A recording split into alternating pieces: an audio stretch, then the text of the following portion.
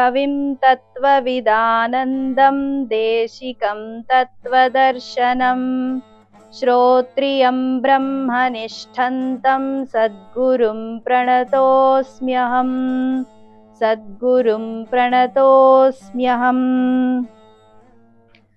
CVR ఓం ప్రేక్షకేభ్యః నమస్కారः. సంస్కృత సాధనా కార్యక్రమాయాः సర్వేషాం స్వాగతం.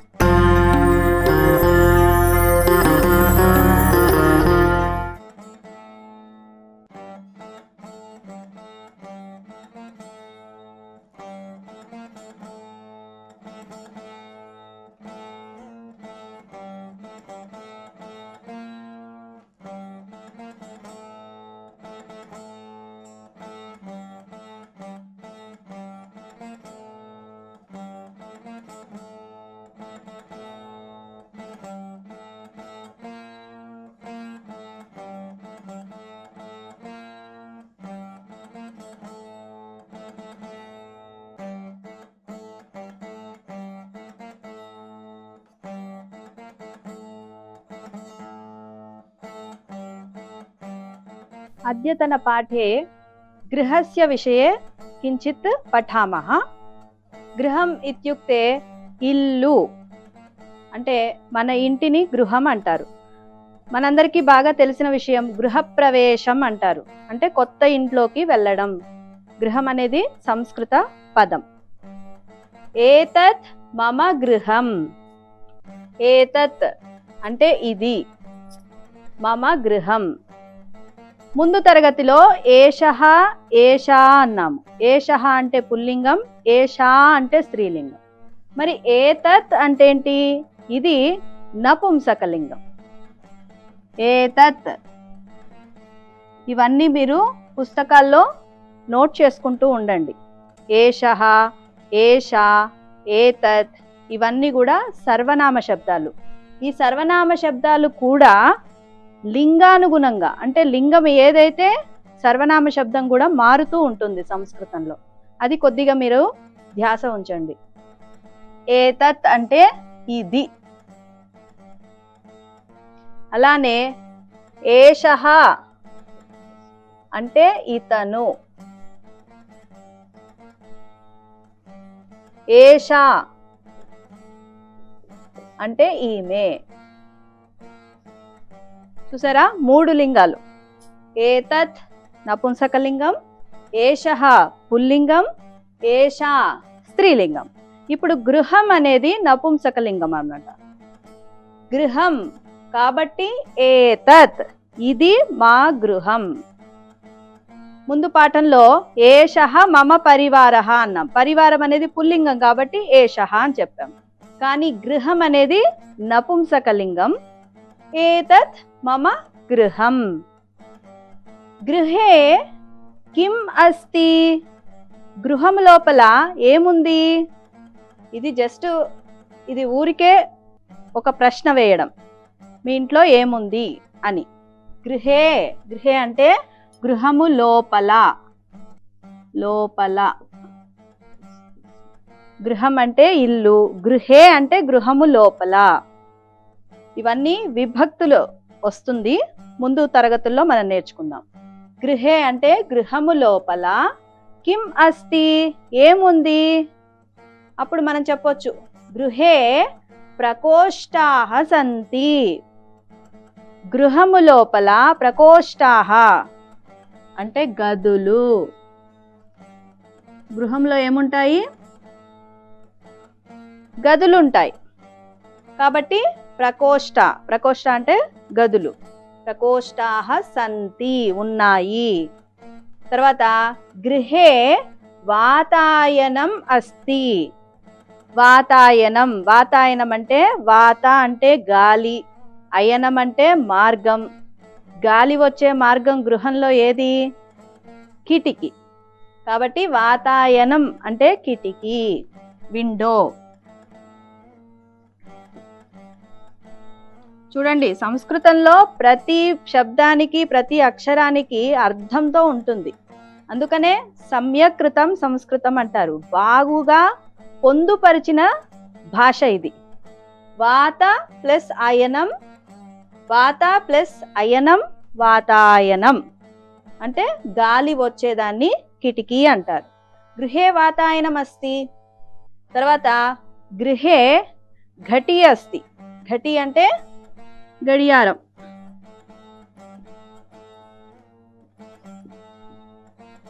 ఇంకా చాలా వస్తువులు కూడా ఉంటాయి. ఇల్లు అన్నప్పుడు అన్ని కలిపే ఉంటాయి కాబట్టి గృహే ఆసందః అస్తి. ఆసందః అంటే కుర్చీ. ఉత్పీఠిక. ఉత్పీఠిక అంటే మనం ముందు తరగతిలో నేర్చుకున్నాము. ఉత్పీఠిక అంటే బెంచ్, బల్ల. తర్వాత దూరదర్శిని అస్తి. ఇది అందరికీ తెలిసిందే. దూరదర్శిని అంటే టీవీ. గృహే దూరదర్శిని అస్తి. ఇంట్లో టీవీ ఉంటుంది. గృహే చరవాణి అస్తి.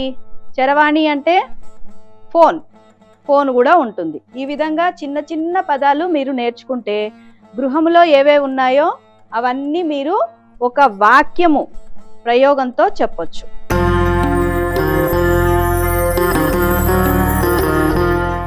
సంస్కృత సాధన కార్యక్రమంలో తర్వాతి అంశము నిత్య ఉపయోగి వస్తూని. సంస్కృత భాషాయాం నిత్య ఉపయోగి వస్తూనాం విషయే కించిత్ జ్ఞాస్యామః. ఆసనం. ఆసనం కుర్చీ, పీట.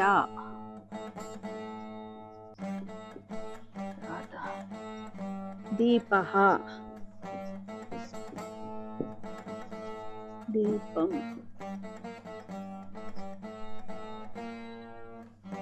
పాత్రం గిన్నె. చషక చషకః గ్లాసు. స్థాళిక.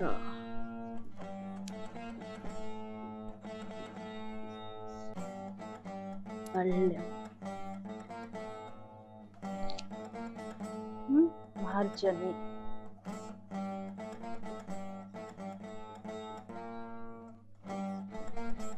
సమ్యక్ మార్జని, సమ్మార్జని. చీపురే అది కూడా. ఉదక పాత్రం.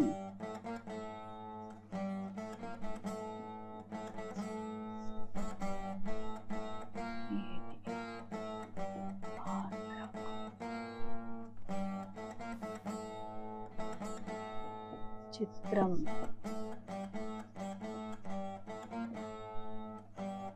పటం. చిత్రం అంటే పటం. పలకమా.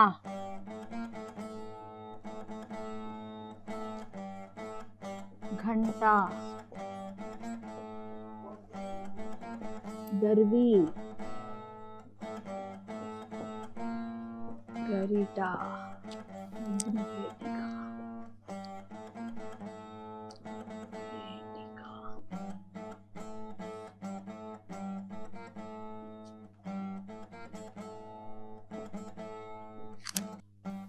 ఈరోజు నిత్య ఉపయోగి వస్తువుని దీంట్లో మనము ఆసనం, కుర్చీ లేదా పీఠ, తర్వాత దీపః దీపం.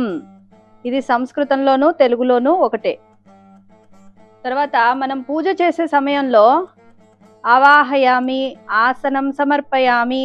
ఆసనం అంటారు చూడండి, అంటే భగవంతుణ్ణి ఆహ్వానం చేసి తర్వాత ఆసనం సమర్పయామి అంటే ఆసనం వేస్తున్నాము, పీఠ వేసి కూర్చుండబెడుతున్నాము అని. ఈసారి మంత్రాలు వచ్చినప్పుడు మీరు కొద్దిగా ధ్యానం పెట్టండి. తర్వాత పాత్రం అంటే గిన్నె, బౌల్ ఏదైనా. చషకః అంటే గ్లాస్. స్థాళిక అంటే పళ్ళెం. తర్వాత మార్జని. మార్జని అంటే క్లీన్ చేసేది మార్జని అంటారు, చీపురు. సమ్మార్జని అని కూడా అంటారు. సమ్యక్ మార్జని అంతా క్లీన్గా చేసేదేంటి, చీపురు. తర్వాత ఉదక పాత్రం. పాత్ర అంటే బౌల్ అని చెప్పాం కదా, గిన్నె. ఉదకం అంటే నీరు, నీరు పట్టే గిన్నె అంటే నీటి పాత్ర, ఉదక పాత్రం. తర్వాత చిత్రం. చిత్రం అంటే అది ఫోటో లాగా తీసుకోవచ్చు. చిత్రం అంటే అది ఫోటో ఫ్రేమ్ లాగా తీసుకోవచ్చు, లేకపోతే ఫలకం, ఏదైనా చిత్రం అని అంటారు. తర్వాత గంట, గంట. దర్వి, దర్వి అంటే గరిటె. తర్వాత అగ్ని పేటిక. పేటిక అంటే పెట్టే, అగ్ని అంటే నిప్పుని, అంటే అగ్గి పెట్టే అంటారు కదా, అగ్గి పెట్టని అగ్ని పేటిక అని అంటారు. ఈ విధంగా మనము నిత్యము ఉపయోగించే కొన్ని వస్తువుల పేర్లు ఇవి ఇక్కడ మేము చెప్పాము. మీరు ఎప్పటికప్పుడు మీ నోట్స్లో ప్రతి ఎపిసోడ్లో, ప్రతి తరగతిలో మనం ఏమైతే చెప్తున్నామో అది సంవాదం కానీ, నిత్య ఉపయోగి వస్తువులు కానీ, లేదా సుభాషితం కానీ, వాంగ్మయం కానీ, ఏదైనా మీరు అన్ని నోట్ చేసుకుంటే మళ్ళీ మళ్ళీ మీరు ఇంకోసారి చదువుకోవడానికి, ఆవృత్తి చేసుకోవడానికి బాగా ఉంటుంది.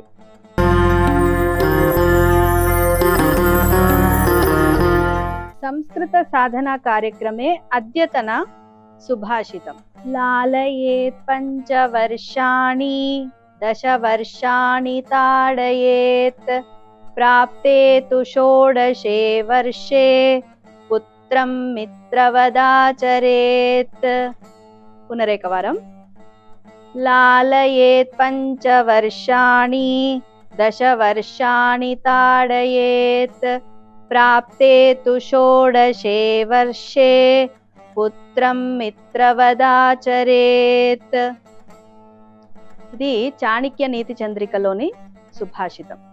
దీని అర్థం ఏంటంటే, లాలయేత్ పంచవర్షాన్ని, పంచ అంటే 5, 5 వర్షములు అంటే సంవత్సరములు. పిల్లల్ని ఎలా పెంచాలనేది ఈ సుభాషితంలో మనకు చాణక్యుడు చెప్పాడు. పంచవర్షాన్ని 5 నెలలు వచ్చేంత వరకు పిల్లల్ని లాలయేత్, లాలించాలి, అపురూపంగా చూసుకోవాలి, గారాబంగా చూసుకోవాలి. వాళ్ళని ఎంతో, వాళ్ళు చాలా బాల్య శిశు దశలో ఉంటారు కాబట్టి చాలా అపురూపంగా చూసుకోవాలి. దశవర్షాన్ని తాడయేత్, దశ అంటే 10, 10 సంవత్సరాలు వచ్చాక పిల్లలను ఇకపై లాలన చేయొద్దు.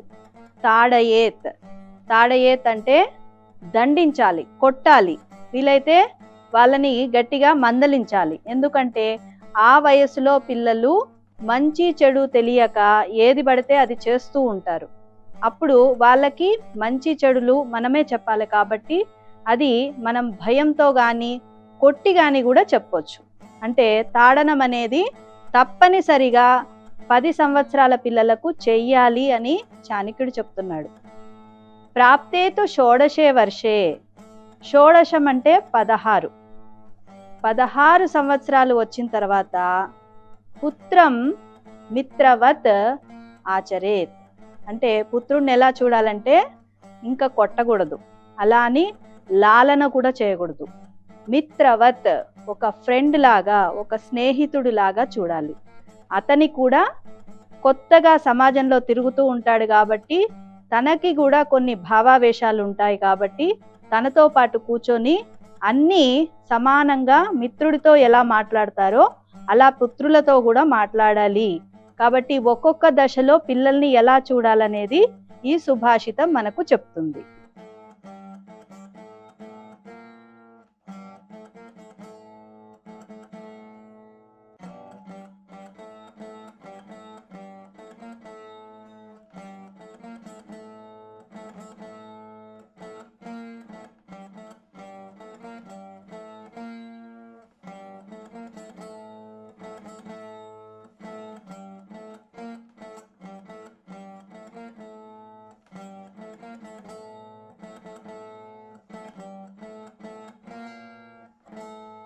ఈనాటి సుభాషితంలో కఠిన పదాలు చూద్దాము.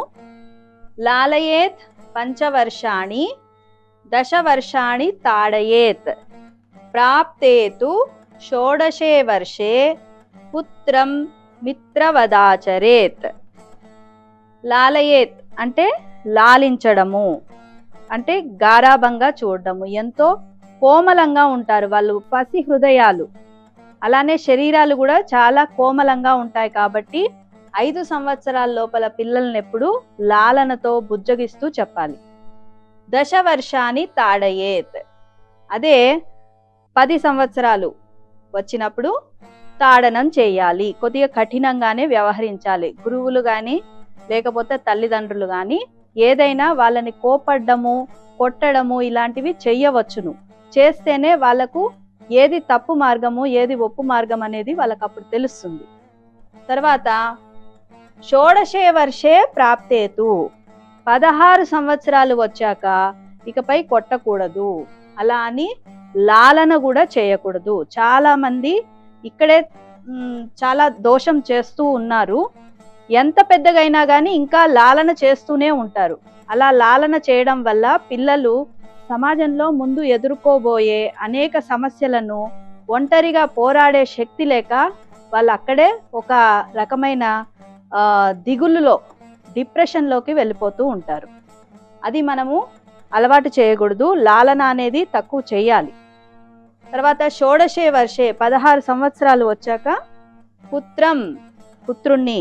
ఇక్కడ పుత్రుడు చెప్తున్నారంటే పుత్రుడే అని తీసుకోవద్దు, పుత్రి అని కూడా తీసుకోవచ్చు. అంటే కూతురు గురించి కూడా చెప్తున్నట్టు. ఎవరైనా ఆడ మగ పిల్లల గురించే చెప్తున్నారు.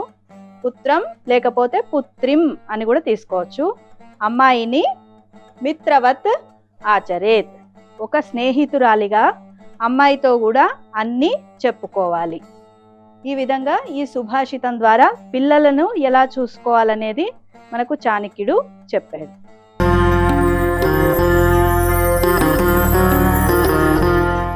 సంస్కృత సాధన కార్యక్రమంలో తర్వాతి అంశం సంస్కృత వాంగ్మయం. అష్టాధ్యాయి ఈ పేరు విన్నారా? పోనీ పాణిని మహర్షి, ఈ మహర్షి పేరు ఎప్పుడన్నా విన్నారా? ఈ అష్టాధ్యాయిని రచించింది పాణిని మహర్షి. ఇంతకీ అష్టాధ్యాయి అంటే ఏంటి? అష్ట అధ్యాయి. అష్ట అంటే 8 అధ్యాయములతో కూడుకొని ఉంది. ఈ 8 అధ్యాయాల్లో ఏమి ఉంది అంటే సంస్కృత వాంగ్మయానికి సంబంధించిన పూర్తి వ్యాకరణమంతా పాణిని మహర్షి కోడ్ లాంగ్వేజ్లో రాశారు. అంటే ప్రతి దాన్ని సంక్షిప్తం చేసి సూత్రప్రాయంగా 8 అధ్యాయాలు రాశారు. దాదాపు 4000 సూత్రాలు రచించారు పాణిని మహర్షి. ప్రతి అధ్యాయంలో 4 పాదాలు ఉంటాయి.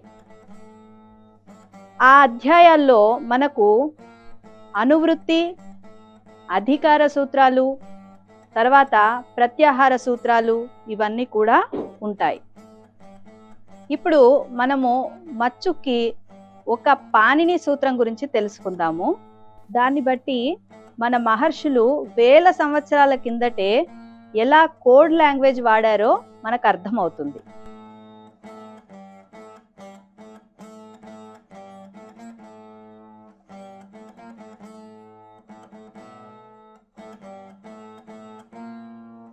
పాణిని మహర్షి రచించిన అష్టాధ్యాయిలో ఒక సూత్రం చూద్దాం మనం. అదేం గుణః. అదేం గుణః. ఇది చూడ్డానికి చాలా చిన్న శబ్దం. దీంట్లో అతను గుణాలు అంటే ఏంటో చెప్పేశారు. దీన్ని ఫస్ట్ విడదీద్దాం, పదవిచ్ఛేదం చేద్దాం. అత్ ఏం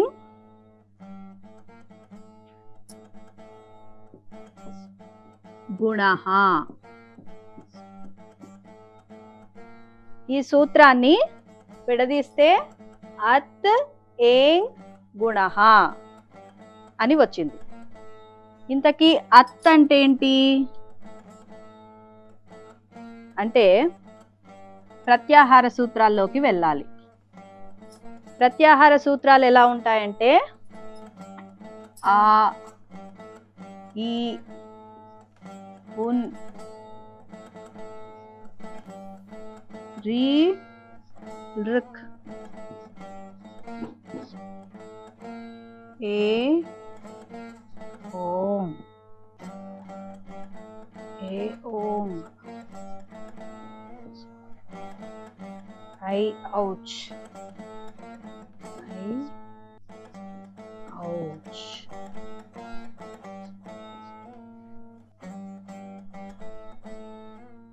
అదేం గుణ అనే సూత్రాన్ని పద విభజన చేస్తే అత్ ఏంగ్ గుణ, అత్ ఏంగ్ గుణ. అత్ అంటే ఏంటి, ఏంగ్ అంటే ఏంటి? అత్ ఏంగ్ గుణాహ అని చెప్పారు ఒక సంజ్ఞా సూత్రం ఇది. ఇవి ప్రత్యాహార సూత్రాలు. అత్ అంటే ఏంటి? అకారాన్ని అత్ అంటారు. ఏంగ్ అంటే ఏంటి? ఏంగ్ అంటే ఈ ప్రత్యాహార సూత్రాల్లో ఏ ఓ అంగ్, ఏ ఓంగ్ ఈ రెండు అక్షరాలను తీసుకోవాలి, ఇది వదిలేయాలన్నమాట. ఈ లాస్ట్ హలంతాలన్నీ వదిలేస్తే ఈ మిగిలిన సంపూర్ణ అక్షరాలని మనం వాడుకోవచ్చు. ఇక్కడ అత్ అనంటే అకారము, ఏంగ్ అంటే ఏ ఔ, ఏ ఓ, అకారము ఏ ఓ, ఈ మూడు అక్షరాలని గుణః, గుణాలు అంటారు. అంటే ఇదంతా రాయడం బదులు చాలా సంక్షిప్తంగా ఒక సూత్రములో చెప్పేశాడు పాణిని మహర్షి. ఆ సూత్రం అలా చూస్తే ఏమీ అర్థం కాదు, అదేం గుణ అంటే ఏంటో అర్థం కాదు. దాన్ని పద విభజన చేస్తే ఆ పద విభజనలో కూడా అత్ అంటే ఏ ప్రత్యాహారం, ఏంగ్ అంటే ఏ ప్రత్యాహారం, వాటిలో ఉన్న అక్షరాలను గుణాలు అంటారు అని. గుణాలు మనకు తెలుగులో కూడా గుణసంధి అంటాం కదా, ఆ గుణసంధికి సంజ్ఞా సూత్రం ఇది. అంటే చూడండి, పాణిని మహర్షి ఎంత షార్ట్గా కుదించి కుదించి 3 అక్షరాల్లో 4 అక్షరాల్లోనే గుణ సంజ్ఞ అనేది చెప్పేశాడు. ఈ విధంగా మనకు పాణిని సూత్రాలన్నీ వెళ్తూ ఉంటాయి. ఎంతో ఎంతో వ్యాకరణం అంతా కూడా చిన్న చిన్న సూత్రాల్లో కుదించి రాశారు మహర్షి. చూశారు కదా, ఈనాటి సంస్కృత సాధన కార్యక్రమంలో మనము గృహము లోపల ఈ వస్తువులను సంస్కృత సంభాషణలో ఎలా చెప్పాలి అని, ఆ తర్వాత కొన్ని నిత్య ఉపయోగి వస్తువులు, ఆ తర్వాత లాలయేత్ పంచవర్షాన్ని దశవర్షాన్ని తాడయేత్ అనే ఒక చక్కటి సుభాషితాన్ని, తర్వాత పాణిని మహర్షి గురించి కూడా, అష్టాధ్యాయి గురించి కూడా తెలుసుకున్నాము.